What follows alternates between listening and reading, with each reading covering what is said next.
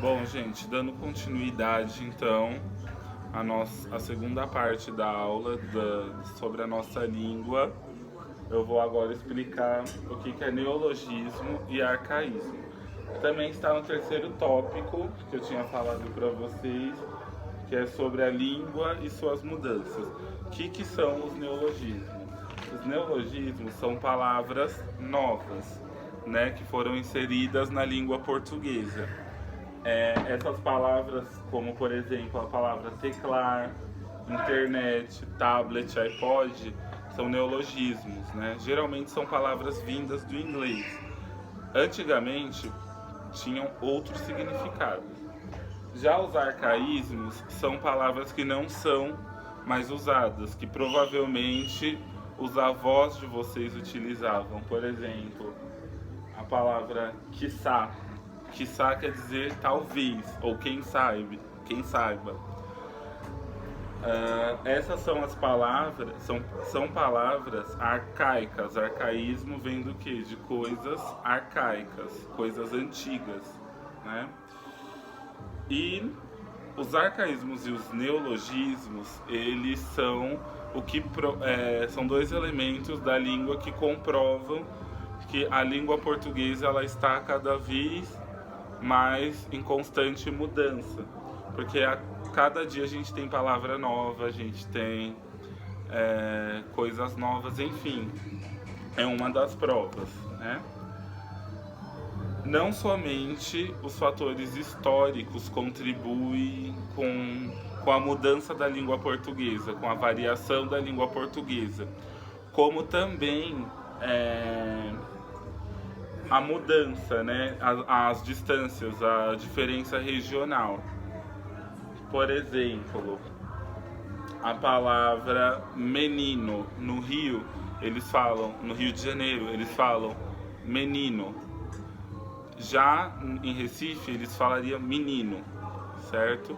Isso daí mostra também que há aí uma diferenciação entre a língua portuguesa falada, por exemplo, em Pernambuco, Recife, né? Ou no Rio de Janeiro também. Esse é só um exemplo. Por exemplo, no Sul também. No Sul, eles falariam leite. Já aqui em São Paulo, no Sul, mais especificamente ali na região de Porto Alegre, eles falam leite. Já em São Paulo a gente fala leite, né? Aí volta naquela questão de que eu falei, que a língua, a linguagem escrita, ela quase nunca é como ela se pronuncia, tá? Que mais? Agora vamos falar sobre a questão do sotaque. O que seria o sotaque? Os sotaques são as diversas variações da língua portuguesa pelo Brasil. Por exemplo, temos o sotaque gaúcho, o sotaque carioca, o sotaque baiano, certo? O sotaque da região norte do país. Isso marca também historicamente, existe um porquê de uma determinada região falar de uma certa maneira. Por exemplo, se você observar quem mora no Amazonas ou no Rio de Janeiro, eles geralmente falariam porta, né? A palavra porta, a palavra, por exemplo, torta, a palavra... Essas palavras que tem o R isolado, eles usariam esse R meio que roncando. Então, isso demonstra, isso prova que no Rio de Janeiro e no Amazonas ocorreu uma grande concentração de portugueses lá. Por quê? Antigamente o Rio era considerada a capital do Brasil. E por esse motivo havia uma grande movimentação de portugueses ali. Então, provavelmente, no Rio eles tenham esse sotaque por influências do português de Portugal, né? Agora vamos falar também sobre gíria e jargão. Geralmente, em determinados bairros, em determinadas regiões, eles têm uma gíria diferente.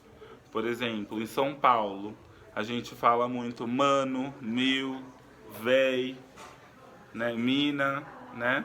A gente utiliza bastante essas gírias no nosso dia a dia.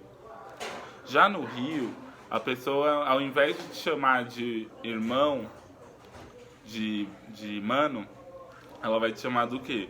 Meu brother, né? Aqui em São Paulo, por exemplo, a gente vê diversas pessoas falando meu parça, meu truta. Isso são o quê? Gírias que marcam. As gírias, elas são discriminadas, né? Por muitas pessoas. Por quê? Porque essas pessoas, elas não entendem que isso é um modo de falar. Óbvio que, dependendo da situação, nós não devemos falar na gíria, né? Dependendo da situação.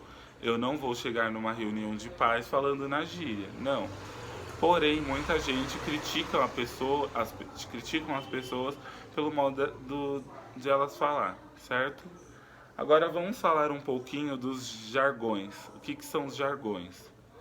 Os jargões geralmente são elementos, é uma linguagem específica dentro de uma determinada área. Por exemplo, na área da medicina, eles têm diversas linguagens, né? Linguagens técnicas.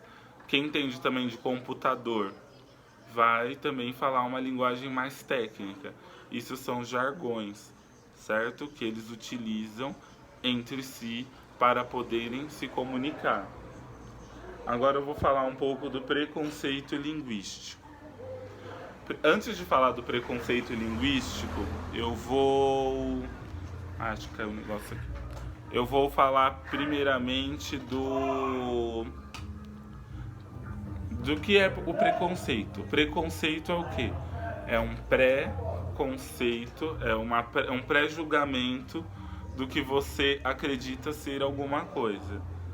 Então, preconceito, por exemplo, eu vejo um nordestino falando e o discrimino por ele